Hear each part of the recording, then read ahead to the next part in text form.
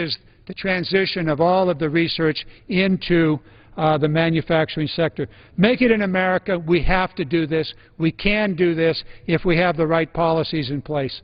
And so with that, I am out of time. Oh, yeah. Thank you very much. I yield back. Thank you. Under the Speaker's announced policy of January 5th, 2011, the gentleman from Indiana, Mr. Stutzman, is recognized for 60 minutes as the designee of the Majority Leader. Thank you, Mr. Speaker. Mr. Speaker, I rise today to address the topic of enduring consequence. Last month, the members of the Constitution Caucus came to the floor to commend limited government as the guardian of human dignity. Tonight, our discussion would be, we would like to continue that conversation by discussing one of the indispensable pillars of limited government. America's guarantee of limited government and her bulwark of liberty can be attributed to federalism. Federalism is a subject which we often forget here in Washington, D.C. I believe this is a tragic irony because our great nation is the birthplace of this truly revolutionary political concept. Federalism is not an abstract philosophy. Simply, it is the separation of power between the federal government and state governments.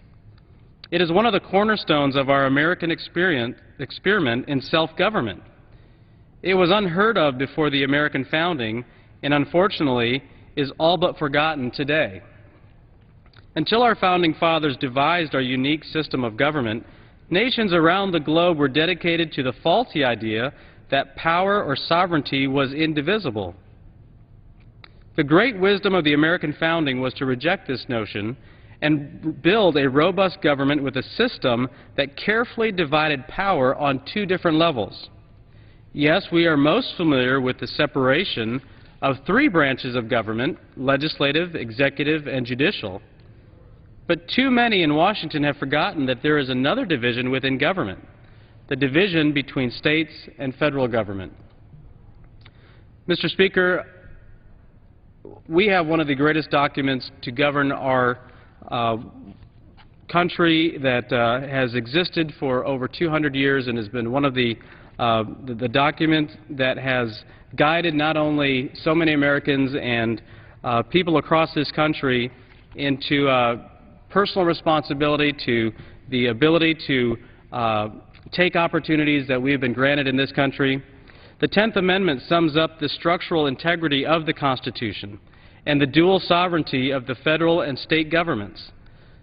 The 10th Amendment says this: the powers not delegated to the United States by the Constitution, nor prohibited by it to the states, are reserved to the states respectively or to the people.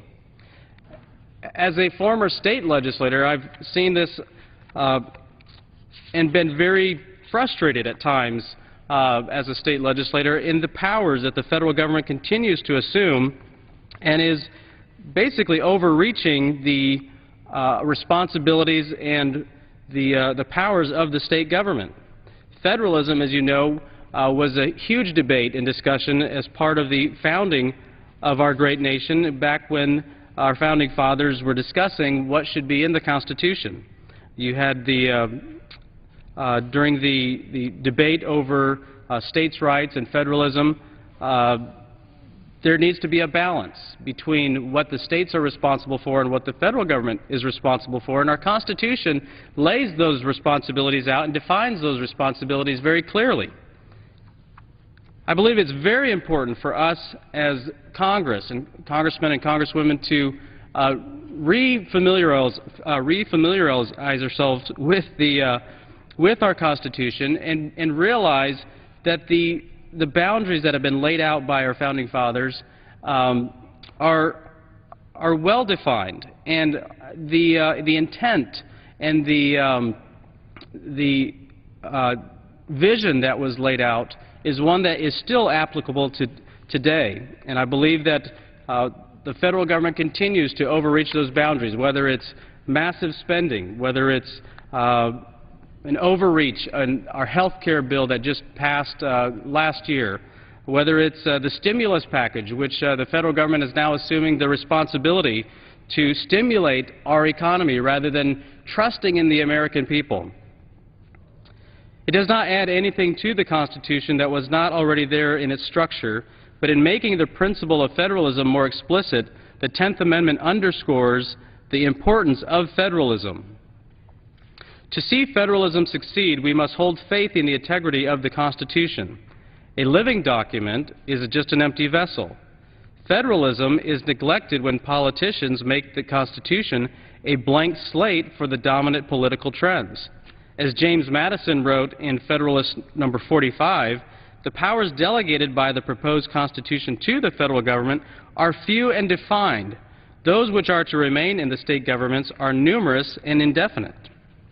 So, Mr. Speaker, as I would like to read again the 10th Amendment of our Constitution, quote, "The powers not delegated to the United States by the Constitution nor prohibited by it to the states are reserved to the states respectively or to the people," end quote. So, Mr. Speaker, I'd submit to you that many of the programs that the federal government currently not only operates but also is proposing under several different bills over the past several years really are overreaching into the state government's responsibilities and also into what they are fully capable of doing. Many times, the frustration that we had of dealing with Medicaid and the mandates that were handed down to the states were tying the hands of our state government.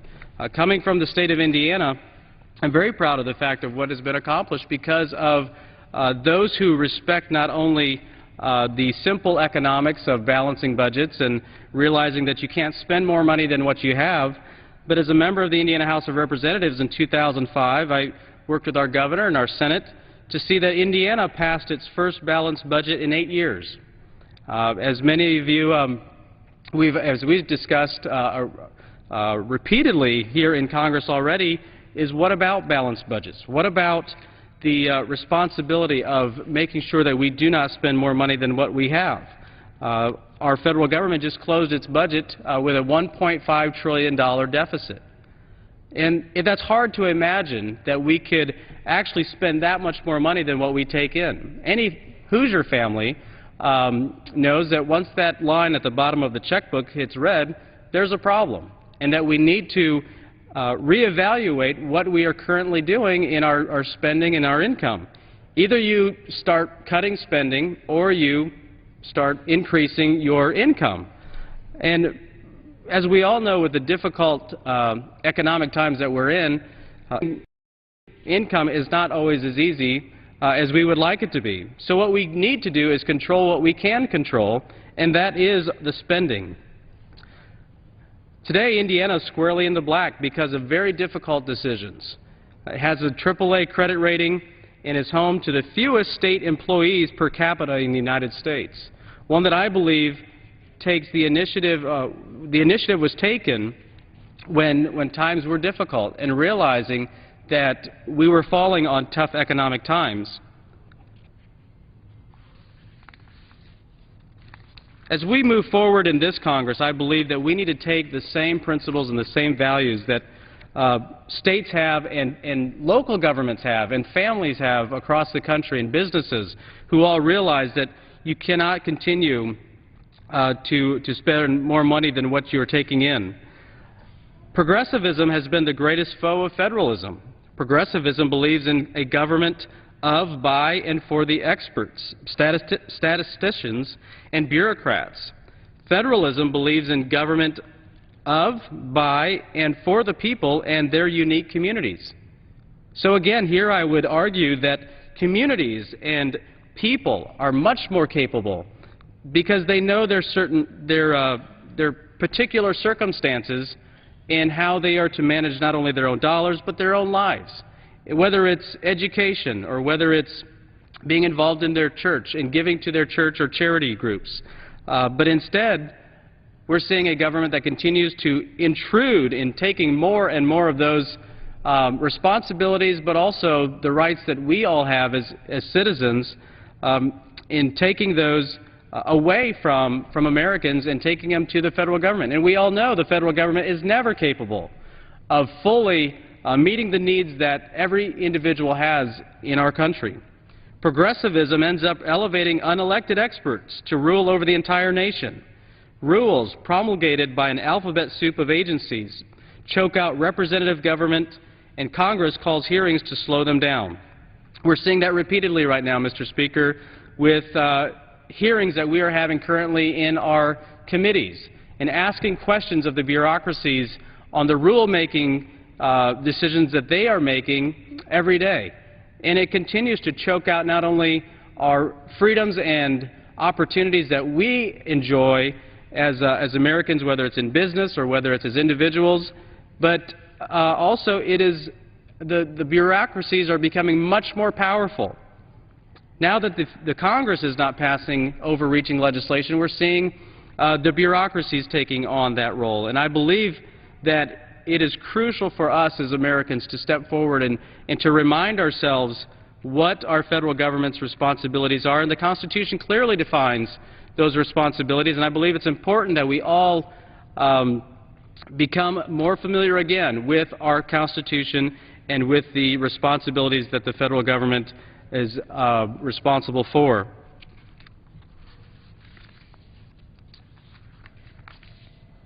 Likewise, federalism today should not be confused with nullification nor with the idea of secession. Federalism must be revived so that the rights of citizens might be upheld and their duties fulfilled. Federalism is the protector of life, liberty, and the pursuit of happiness. I can only imagine at the time as our founding fathers were debating federalism and creating a federal government with the state governments that they had at the time, that they never imagined that the federal government would become as large and bureaucratic and bloated and irresponsible as it is today. When the federal government exercises control over health care, welfare, housing, unemployment, and even the so-called stimulus of our economy, there is less incentive for citizens to act within their communities and states to fulfill the duties they once assumed. Civic virtue suffers as power flows to Washington, D.C. Ordinary Americans are neglected in this top-down solution. Many argue that Washington knows better, that bureaucrats know better, that the experts know better. But I know, growing up as a son of a farmer in northern Indiana, that my parents, my grandparents, they all knew what was important for our family. They knew what was important to our community, whether it was being involved in our school, whether it was being involved in our church community, whether it was being involved in our local economy or our government process. Families and individuals can make those decisions, what's important, and make those priorities, pass those priorities on to their families. And I believe that what's happening today in our country is that we're seeing less and less not only interest but also responsibility is now being assumed by our federal government, because it continues to overreach and to continue to take away the responsibilities of local governments, whether it's a school board who would make much better decisions for their local community and for their school, whether it's a county council that knows the challenges that they have with their counties. I know for us, we have a lot of lakes and rivers, a lot of sandy soil, sewer systems that need to be built to keep our environment clean and better for our children and grandchildren as we pass on the resources that we have. And we're starting to have our hands tied more and more because of because of regulations coming from Washington, D.C. I believe that that is what our founding fathers intended. They believed in ordinary citizens making extraordinary decisions for their communities, and that the structure of our Constitution protected that. In short closing here, as I want to turn it over to my colleagues, I would warn those who are in Congress that we think ourselves too wise if we believe that federalism espoused in our founding documents is an antiquated relic of the past. Governments are the products of fallen men. Human nature is the same today as it was in 1787, when the federal government grows beyond its original purpose, when it greedily claims powers belonging to the states and local communities.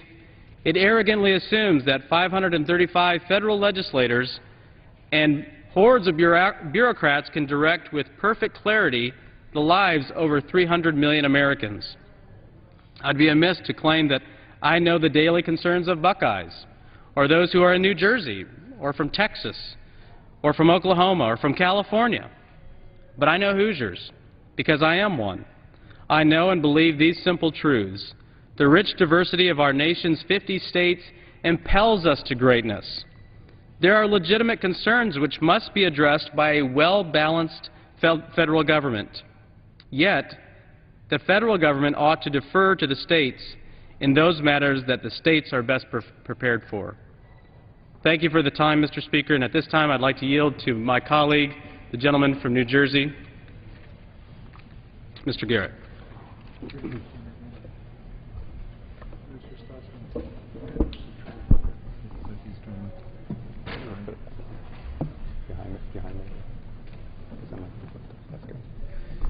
And I thank the gentleman from Indiana. Thank you, first of all, first and foremost, for leading this caucus tonight and leading this special order on tonight as we speak about federalism and it as a safeguard of a limited government.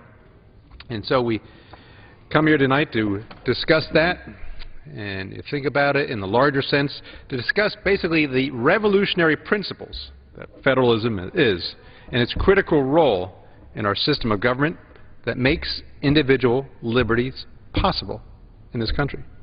As the founder of the Constitutional Caucus, I welcome a public discussion on federalism tonight, and it's such a crucial discussion. A discussion of federalism is a discussion of the role of government in our lives. And it lies at the heart of the American social contract between the government and the people. You see, it's federalism that keeps the federal government basically within its proper boundaries.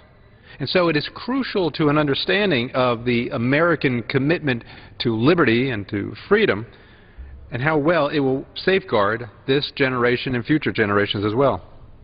And when we think about these topics, it's often easy to take for granted our federal system of government and the freedoms that it affords all of us. But such a system was by no means preordained. And if you go back some 200-plus years, ordinary colonists, armed with a desire to be free, rebelled against the world's mightiest empire to achieve our independence from an obtrusive, over-centralized, and a faraway government. And what was in its place? Well, in its place, our founders established for the first time in history a national government of defined and enumerated powers that is basically prohibited from overstepping its confined jurisdictions. So the federal government's powers were to be truly national in scope, and the founders believed that because states and local governments operated closest to the citizens, elected officials who were at that lower level, or at the local level, would be the ones who were most competent to make the laws that would govern daily lives. Now, this was a message espoused by James Madison in Federalist Number 45. Madison wrote back then, let me quote, that the powers delegated by the proposed Constitution to the federal government are few and they're defined. Those which remain in the states, however, in the state governments, are numerous and indefinite. So you see, you establish this dual sovereignty, sovereignty of federal and state governments, and it's underscored then how? Basically in our Bill of Rights. As the 10th Amendment reads, as the gentleman from Indiana already said, the power is not delegated to the United States by the Constitution, nor prohibited to it by the states, are reserved to the states respectively or to the people. And so the beauty of the 10th Amendment is not at first easily recognizable, because some would say on first blush that the 10th Amendment is almost redundant. Some would say it offers nothing new from what has already been written into the confines, the four corners, if you will, of the Constitution. And so it is the limited powers of the federal governments that are articulated throughout the three sections of the Constitution. In fact, however, the founders, looking at the Bill of Rights, initially believed that they were really not necessary. And actually, they could be seen as potentially dangerous. Why was this? Well, both the Federalists and the Anti-Federalists understood that the Bill of Rights limited the powers of the federal government. But the perceived danger here of the Bill of Rights lay where? At the potential for misunderstanding by future generations. This misunderstanding basically comes about by this. By forbidding the federal government from acting in certain areas, which is what the Bill of Rights would do, it was argued then what? That the Constitution implied that the federal government could do what? Could act in all other areas that it was not expressly prohibited from engaging in. But let's be clear. The 10th Amendment makes clear that the Constitution provides no implied powers to the federal government. And so it is here that we see federalism for what it basically really is. It is the cornerstone, if you will, of the Constitution, and the most effective tool for the preservation of this, our liberty. So the 10th Amendment inclusion as the final amendment in the Bill of Rights is therefore no accident. Rather, one might say, it's the culmination of the Founders' vision of American democracy. It reaffirms a commitment to a government strictly defined and with those limited powers. It is this institutionalization of armor, if you will, of liberty in the perpetual struggle against this tyrannical government. And so this amendment is, in short, the realization of the principles of the American Revolution. And so we are, as we come to the floor tonight and every day here in this Congress, we are heirs to that revolution. But unfortunately today, America seems to have surrendered some of its birthright. The scope and reach of the federal government is growing at a disturbing pace. The incessant expansion of government has led to the bailout of the banking industry and the auto industries, sweeping financial regulation, and the proposal of cap-and-trade systems that would demand the rationing of Americans' economic prosperity and productivity. The tentacles, if you will, of the federal government are tightly wrapped around housing, education, transportation, unemployment policy, you name it, in almost every aspect of our lives. The American people, when you think about it, are controlled by the federal government in almost every single aspect of your life, from morning to evening. From what light bulbs we are allowed to buy to the health care insurance that we have to buy are all required under regulations under the federal government. Now today, as I come to the floor, today is the 268th birthday of Thomas Jefferson. And if he was alive today, I doubt that he would recognize the federal government as one that has remained true to the revolutionary founders of this country. Rather, I would imagine he would see a centralized and bureaucratic form of government that resembles the one that he and the rest of the founding fathers rebelled against. This is exactly what the Constitution, the amendments to it, and the principles of federalism was meant to prevent. Out-of-control spending may be the clearest sign now where we are today that we have neglected these principles of federalism. This federal meddling into the lives of the American people. What has it done is resulted in the unprecedented, and also I would add the unsustainable, level of funding that jeopardizes the very economic well-being of the United States. Our current path, therefore, threatens the American standard of living and our prosperity, the American dream, and the American status as a superpower. You see, by nationalizing every issue, what we do there is we deprive the American people of the benefits that federalism would normally bring. The founders intended that the states to serve as often been called, the laboratories of democracy, which would compel the states to compete against each other to attract individuals and businesses, if you will. And this competition would result in innovations and innovative solutions, greater accountability and transparency of public servants, and this diffusion of powers that limits the reach of the national government.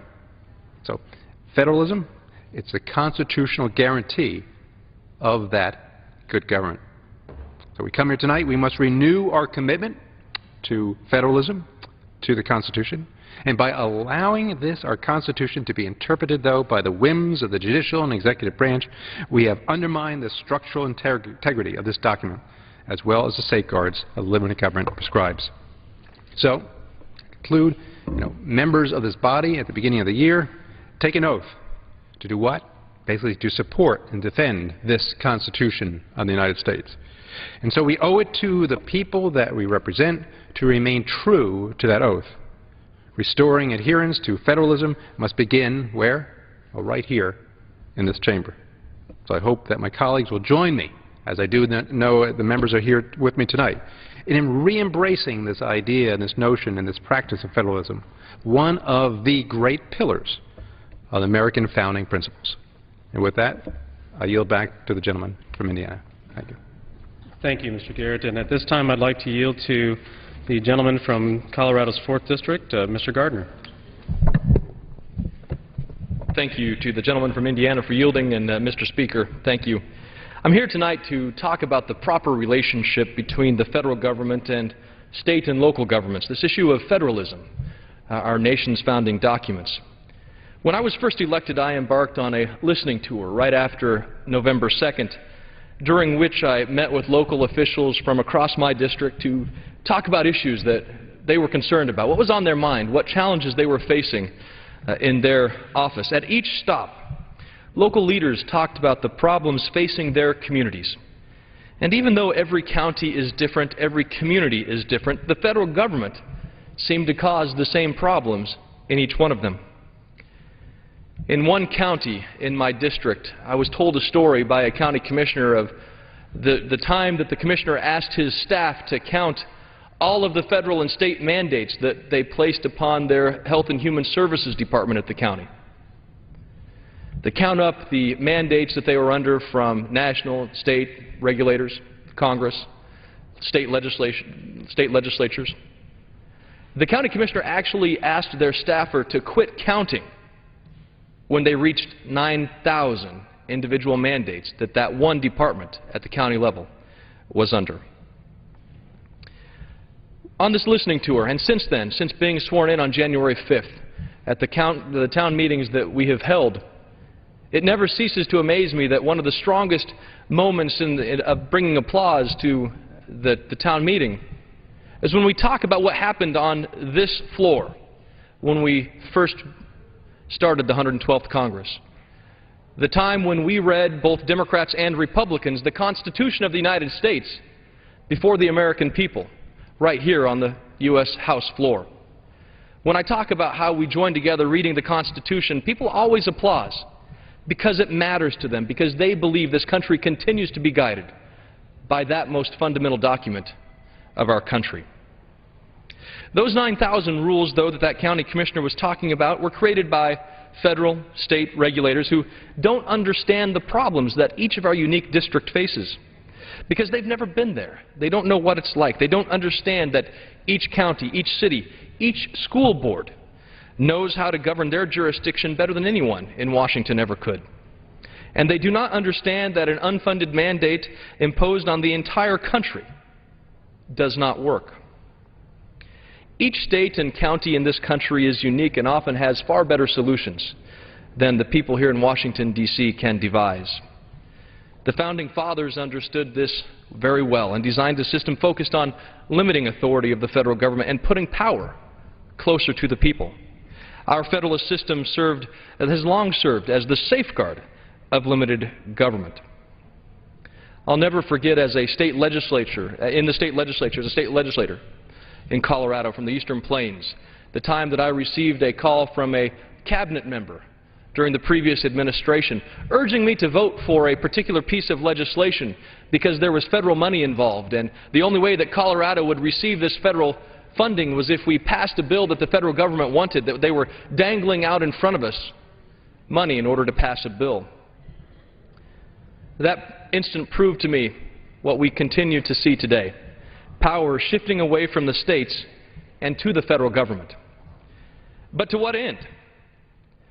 Last year, this Congress passed a health care bill that places increased Medicaid obligations on already cash-strapped states with no way to pay for them.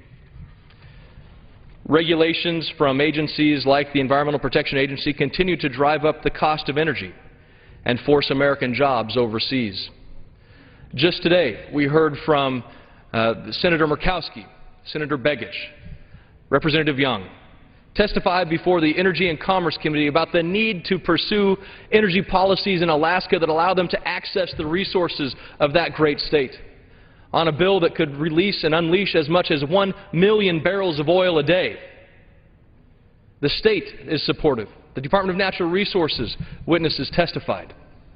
Unfortunately, the federal government continues to block their progress. The Founding Fathers wouldn't even recognize our country today as one that they formed over 200 years ago.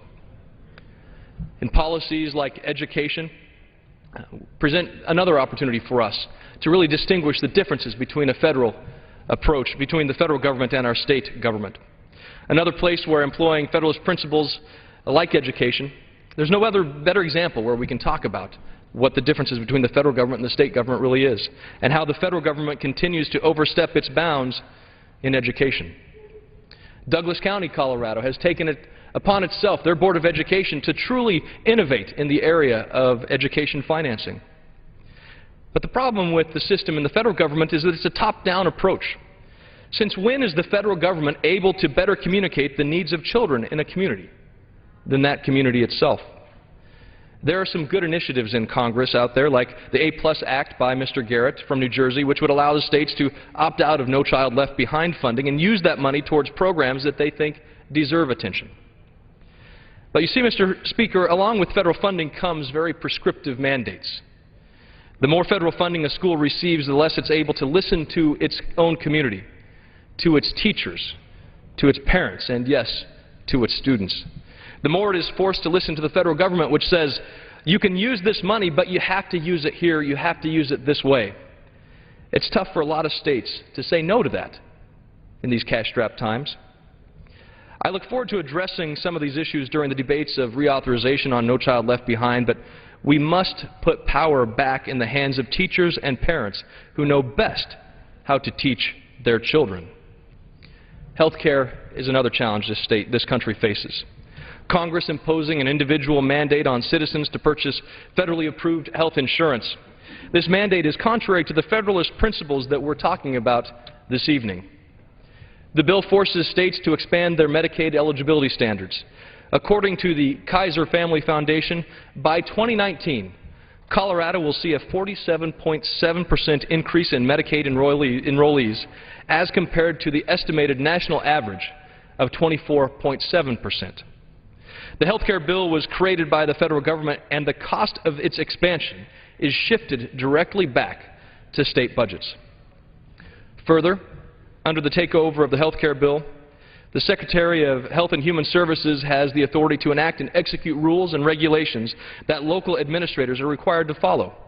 This takes the power away from state and local governments and rests it in the hands of the federal government. What's more important, though, is ingenuity and progress in health care that's been established and accomplished by the states on a state-by-state level. And through this process, they've made significant improvements to our health care industry. Unfortunately, I believe the health care bill that passed this Congress, this past Congress, is a step away from that direction. Last week, I had the opportunity to take my daughter, 7-year-old daughter, to Philadelphia to see the Liberty Bell, to visit Constitutional Hall, the National Constitution Center, to talk about the great symbols of freedom in our country. The people who worked at Constitution and Independence Hall to write those founding documents, what it meant to talk about freedom, about liberty, about our great republic. And I'm reminded of the time when recent events, Libya, Egypt, my wife and daughter watching television, watching the news, when the President spoke on TV, and they were talking about the fight for freedom that continues in the Middle East. The President mentioned how we have to continue working for freedom around the globe. And my daughter looks at my wife and says, "But we are free." And to that, my wife looked at her and said, "Yes, but we must always continue to work for it, to fight for it." And that's why we are here tonight talking about how we can make sure that we ensure those fundamental liberties, those fundamental notions of freedom that are enshrined in our basic form of federalism. With that, I yield back to the gentleman from Indiana. Thank you. Next, I'd like to yield to the co-chair of the Constitution Caucus, the gentleman from Utah, Mr. Bishop. Thank you. Tom Nevins, who is actually a social archaeologist, gave an interesting discussion about ancient Central America, in which he said in 1521, Cortez led a group of Spanish soldiers to what is today Mexico City. And there he found an Aztec society and an Aztec capital with 15 million inhabitants. Cortez gave a simple instructions to Montezuma II, who was in charge at that time, which was either give us your gold or I'll kill you. For whatever reason, Montezuma gave him the gold, and then he proceeded to kill him. In fact, the siege of what is today Mexico City, approximately 250,000 Aztecs died from starvation in that siege, and within 2 years, the Aztec Empire was totally controlled by the Spanish. A decade later, the Inca civilization had the same thing happen to them, led by Pizarro, who once again said, give us your gold or we'll kill you. They got the gold. They proceeded to kill him. And also, within 2 years, the Inca civilization was totally dominated by the Spanish, which meant that both the Aztecs and the Incas were a highly centralized government, a highly centralized society, a highly centralized economic system, and because of that, they were easy prey for a smaller but very well-trained and well-organized Spanish army. By the 1680s, the Spanish move into the deserts of New Mexico, where they move against the Apaches. There's two things that are different about the Spanish efforts with the Apaches in New Mexico. Number one, there was no gold to be taken, and number two, the Spanish lost. In fact, for almost 2 centuries, the Apache were able to hold at bay the Spanish. And one of the reasons they were is because the Apache civilization was very decentralized. They had tribal leaders, but as the tribal leaders either captured or killed, they just simply got another tribal leader. With the greatest of all is the one we probably mispronounce the name and call it Geronimo. But as Nevin said, this Apache civilization was not loosey-goosey. They had customs, they had traditions, they had a very sophisticated society, but they also were decentralized. I am told that in the Apache language, the word "you should" simply does not exist.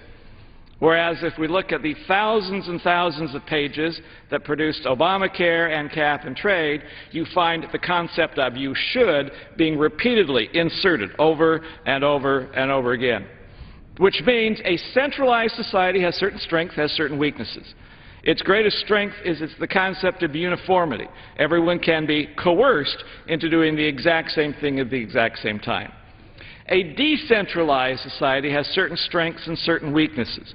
Its greatest strength is creativity, flexibility, and the opportunity of its people to have options in the way they like. Now, I know, Mr. Speaker, you and probably Mr. Sussman are wondering what I am actually doing here. I came into the wrong special order. Like, what does this have to do with the topic at hand? I think it does have to do with the topic at hand. Because the idea at the Constitutional Convention was, do we have a centralized or a decentralized society and government here in this country? And indeed, they tried to separate powers horizontally between the 3 branches of government, but more significantly and more importantly, vertically between the national and state government as a specific way of trying to make sure that we had a decentralized system of government, one that put a greater emphasis on creativity, on flexibility, and the ability to ensure that our citizens had what they called personal liberty, what I simply say, the options to make choices for themselves in the way they wish to do that. Founding Fathers had a great fear of control. That's why they rebelled against the British in the first place. They had a great fear of bureaucracies, and why in the Declaration of Independence they talk about the swarms of officials who were sent here by the British government to devour from us our sustenance.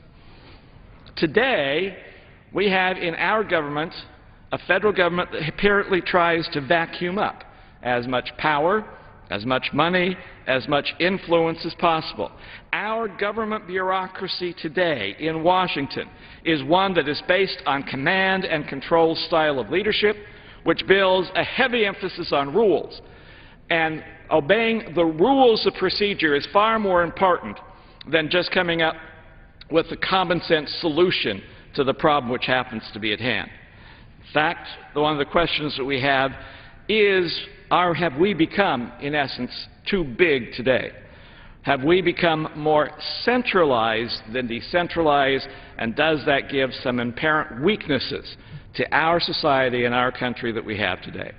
One of the things that we have to do is try to rethink this entire situation. Tomorrow, Members of this House will be inviting legislators from around the country who are back here, and we will have a conference in which state legislators will meet with members of Congress to discuss this very issue of what direction this country will be going in the future, and to recognize very clearly that this is not an issue between the left and the right. The idea of federalism, of balancing powers, of creativity and a less centralized government is not a Republican or Democrat issue. It's an issue of the direction of this country, because it's about people.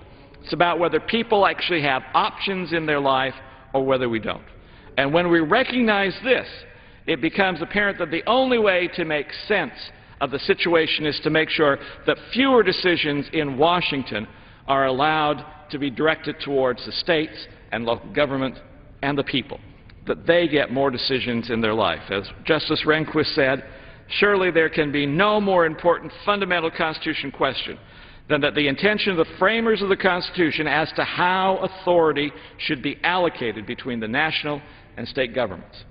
That's the battle with which we still fight and struggle here. And it's the one in which we cannot afford for the future of this country to lose or to fail. If sometimes when I was teaching school my students didn't quite understand the significance of the fall of the Aztecs or the Incas, that was an annoyance.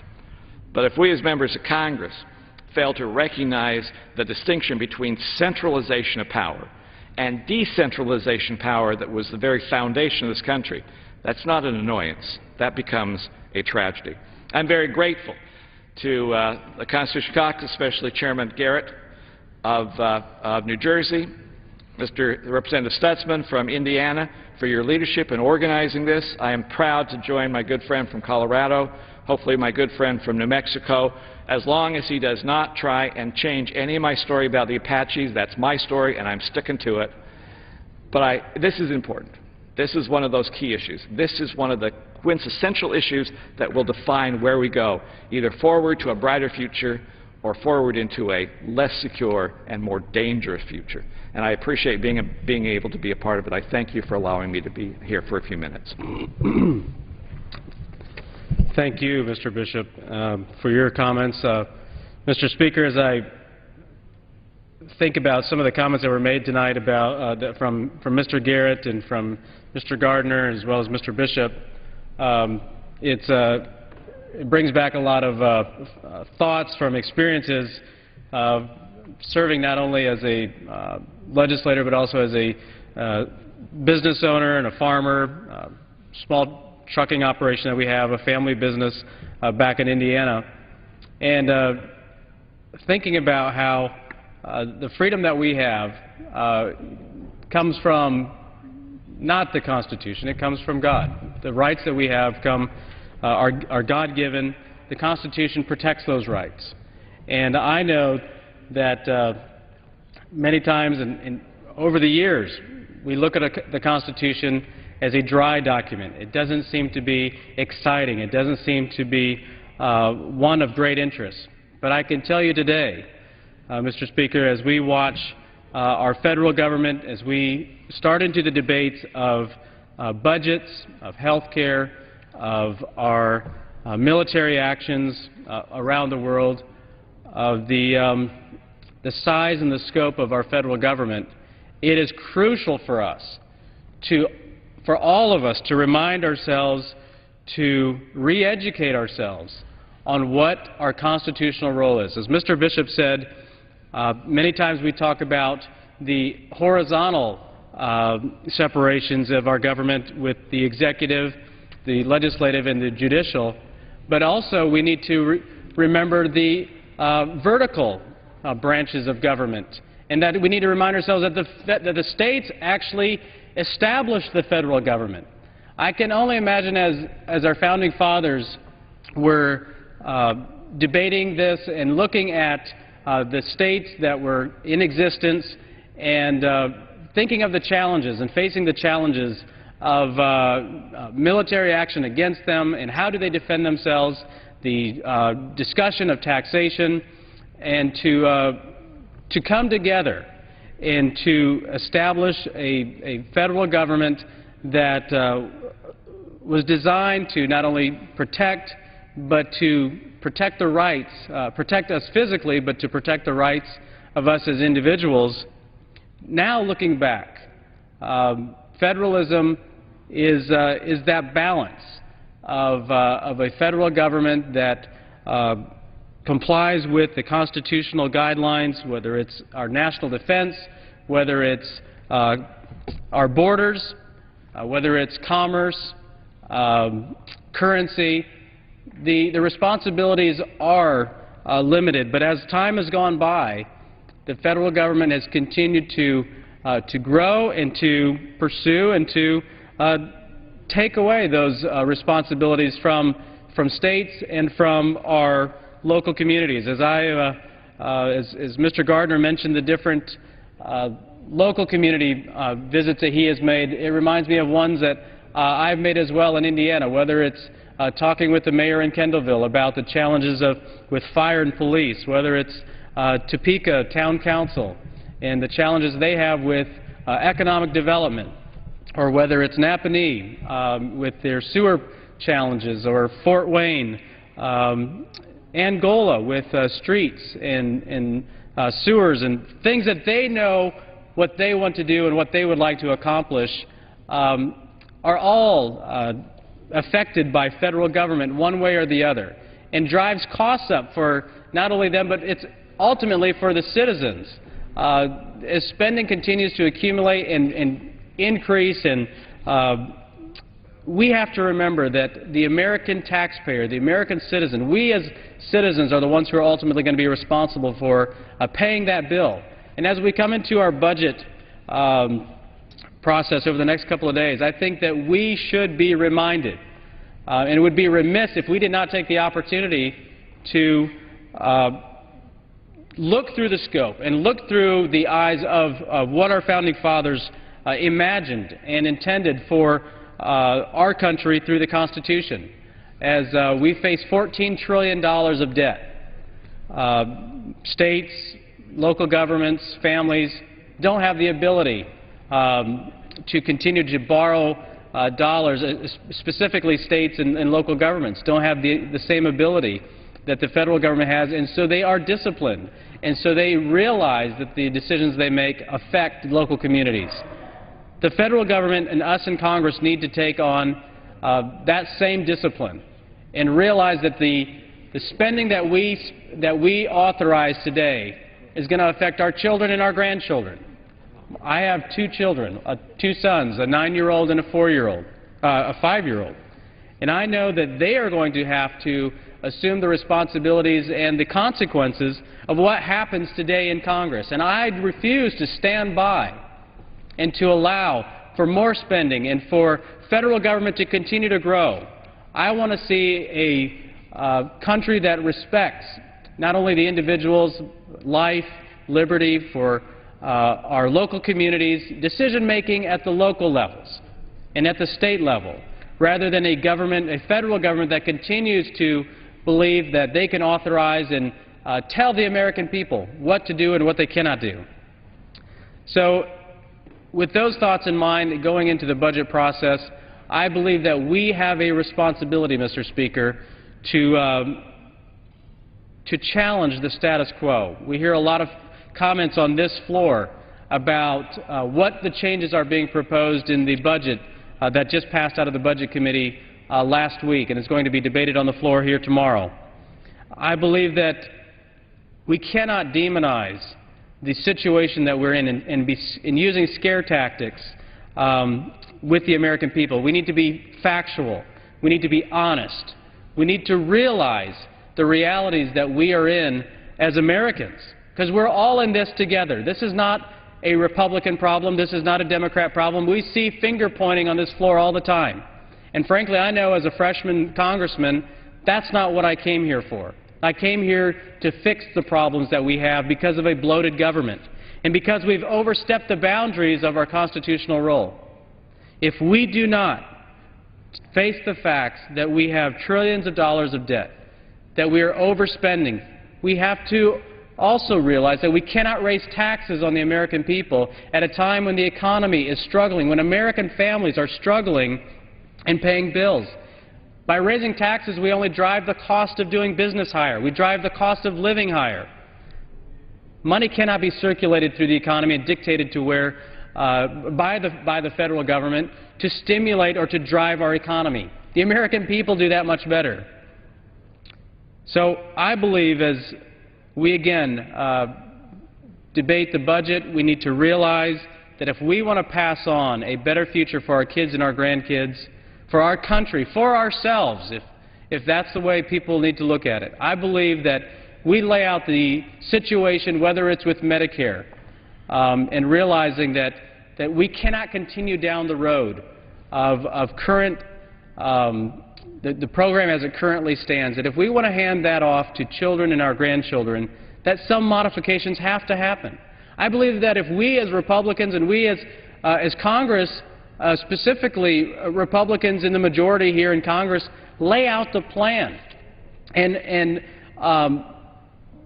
we make that the case that something needs to be done, the American people are with us. They realize the debt that is hanging over us. They realize the deficits that are over us cannot be sustained and that we're going to have to make changes.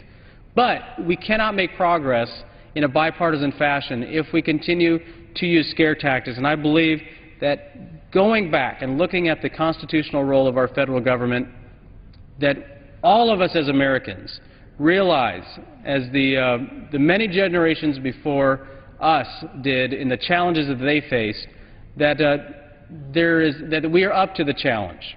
And so, Mr. Speaker, as we move into tomorrow, I believe that our constitutional responsibilities will be defined by what we do and what we say and what we vote on in the upcoming years. I believe that Mr. Gardner has a few more comments, and I'd like to yield to him at this time. I thank the gentleman for yielding, and one of your comments reminded me of a story that was shared to me from a constituent several years ago, talking about their time attending law school. And they were talking about how in their constitutional law course that they were starting with the Bill of Rights, they were going through the amendments, reading cases, and when they approached the 9th and 10th Amendments of our Constitution, the law professor, the professor of this particular class, said, well, we're just going to skip the 9th and 10th Amendments because nobody really knows what these do anymore. And they went right on and beyond the 9th and 10th Amendments. Our discussion tonight has been on the issue of federalism. It has been on the issue of the powers that rightfully belong and rested in the federal government versus the states. And here we are dealing with law schools, a public law school, where this individual was told, we're going to skip the 9th and 10th Amendment because nobody knows what it means.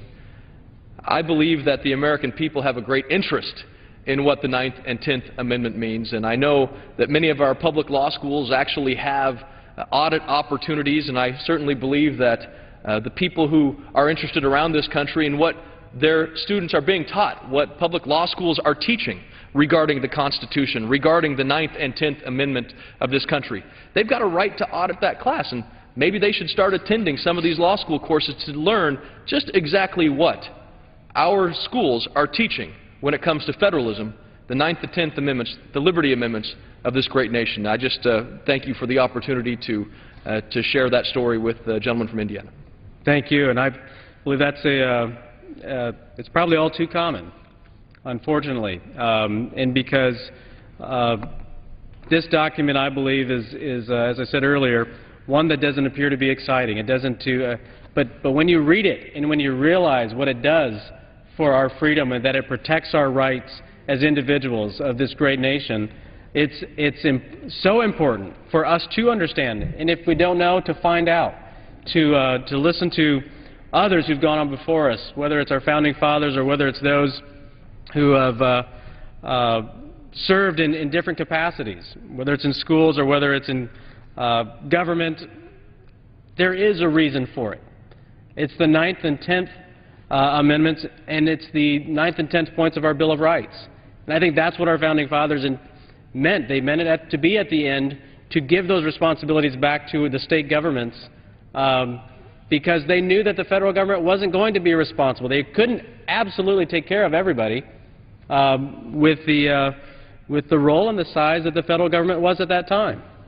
And it's one that we're in a situation today where I believe many Americans believe and they know in their heart what is right, and that the American or that our Constitution protects those rights, and that we believe in freedom. We believe in that entrepreneurial spirit, and that we can go out and make something of ourselves. As I said, I'm the son of a farmer and have the opportunity to serve in Congress, which is a humbling experience, but at the same time knowing that we have a responsibility for our kids and for our grandkids, for our country, for the freedom that we have, for the opportunity that we have. And I believe that this is a perfect time for us to know what the Constitution says, to understand it, and to apply it. Whether you're on the school board, which is one of the most important positions I believe that any individual could run for, to be involved in our children's education. Whether it's on the city council, town council, county council, state government, those are all such important. Township government are all so important, because an engaged person involved in the community, involved in the government, can make a difference. And that is what I believe to be so fascinating, is that this document empowers us as Americans. It doesn't take power away. It doesn't give power strictly to the federal government.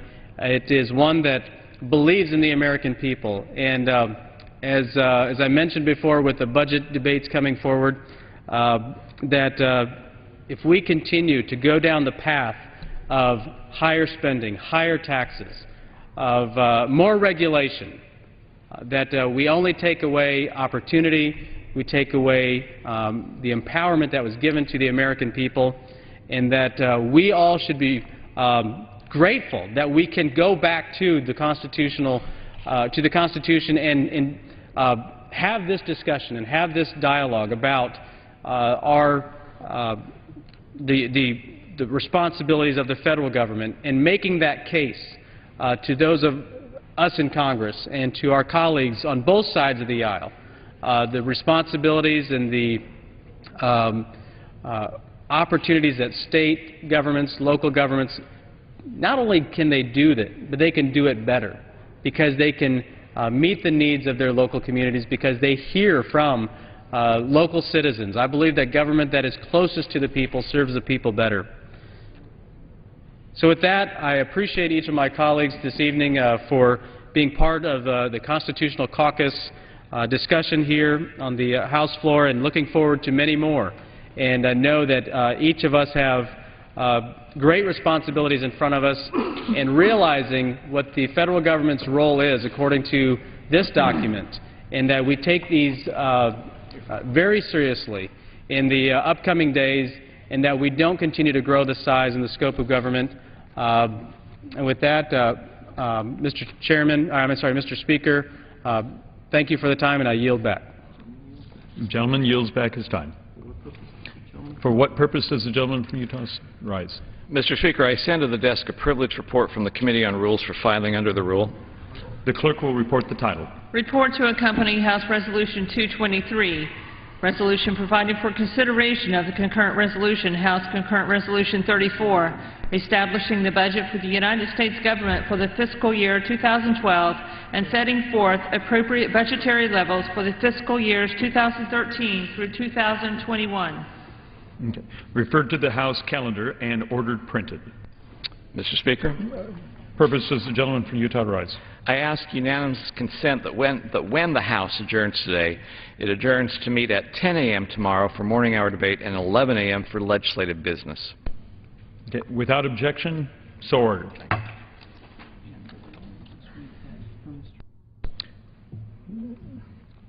Under the Speaker's announced policy of January 5th, 2011, the Chair recognizes the gentleman from New Mexico, Mr. Pierce, for 30 minutes. Thank you, Mr. Speaker. I appreciate the opportunity to address the body tonight.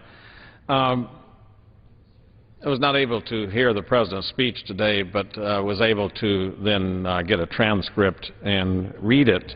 I note in the opening of that speech that he says on page 1 that the debate that we're having here in Washington is about the kind of future that we want. It's about the kind of country we believe in, and then he describes that's what his speech will be about today. Now, as I read the context of the speech, I realize that the President and many Americans believe in very dramatically different models of country. The kind of future that we believe in is dramatically different. I find in the President's speech that he centers many of his comments around taxing, and maybe it's taxing the millionaires and the billionaires. And so I think that if we're going to talk about the kind of country that we live in, the kind of future that we want for the country, for our children and grandchildren, it's imperative that we begin to discuss this policy of taxation, this idea that we should and can tax the rich greater proportionate shares. And so it is that which I would like to address tonight. Now, as we talk about the future we believe in, understand that economic growth and vitality are critical concepts. And so one must then ask, how does a country achieve economic growth? How does it fail to achieve economic growth? That would be a key question. One of the core economic truths of economic growth is that when we tax the citizens more than approximately 23%, that we find an economy that will be stuck in stagnation. When we lower the taxation rate, then we find an economic vitality, creation of jobs. And so somewhere in that threshold of about 23%, we understand that every time we raise taxes, we kill jobs, and every time that we lower taxes, we create jobs. That was the essence of the argument that President Kennedy levied when he said we need to lower the tax rate in order to create more government revenues. Now, I often talk about the economic chaos that we're facing in our world right now, in our country, and it begins at this point. We begin with looking at the chart. We have basically an imbalance. We are spending $3.5 trillion every year, and we're bringing in $2.2 trillion every year. Our economy is stuck in stagnation. We don't have the ability to create jobs, and the President is talking about raising taxes in order to create revenue. President Kennedy understands that when we raise taxes, we actually diminish the 2.2 figure. We actually lower the 2.2 because jobs are lost, productivity is lost, and therefore those jobs don't pay taxes to the government, and the government's revenues begin to decrease. Now, I hear my friends on the other side of the aisle often describe the necessity to tax away Exxon's profits, that we should take every single dollar they make. And in fact, we had one presidential contender in the last race on the Democrat side saying we should tax Exxon's profits and spend them. We heard the Speaker of the House at that point using that same language, that we should tax the profits of Exxon and spend them. Now, let's take a closer look at that. Exxon makes good profits. They have a good business. They have good investments. But almost every year, Exxon spends the majority of its profits reinvesting them in new drilling. As they drill wells, people are hired to work on the drilling rigs. They're hired to work on the logging rigs, on the cementing rigs. They're hired to do the tasks of finishing the well, putting it into productivity before Exxon can ever make a profit. So as we take away that profit from them, we take away the future drilling, we take away then the jobs from the economy, and that is the reason that higher taxes penalize and kill jobs. Another example that I have about job creation was from Bill Sweat in Artesia. I asked at one of my town halls, what does it take to create jobs? He holds up his hands and says, it takes me $340,000 to create one job. He said, that's because we drive bulldozers in our work. He said, and actually, he said, they won't let me drive the bulldozer down through the main streets of Artesia, so I have to buy a pickup truck, too. So he said, basically, $400,000, I can create one job. And when we, the government, when Washington taxes away those obscene profits in the eyes of some, then what happens is Mr. Sweat takes longer and maybe even never gets to the point of having the $340,000 in the bank in order to pay for that new bulldozer and hire one more person. And so as the President begins to tell us that his view of this country is one where we're going to tax the people who are producing, then we have to wonder what we're going to get. Often a truism is that what you tax, you get less of. So if he's going to tax the producers, the millionaires and the billionaires, you're going to get less of them. I think that's a question we should ask. Is that a course that we want to chart for our future? Now, I recognize that my friend Mr. McCotter is here tonight, and maybe he has some insights, but I'd like to suspend my conversation on the idea that we can tax the rich and find prosperity for a nation.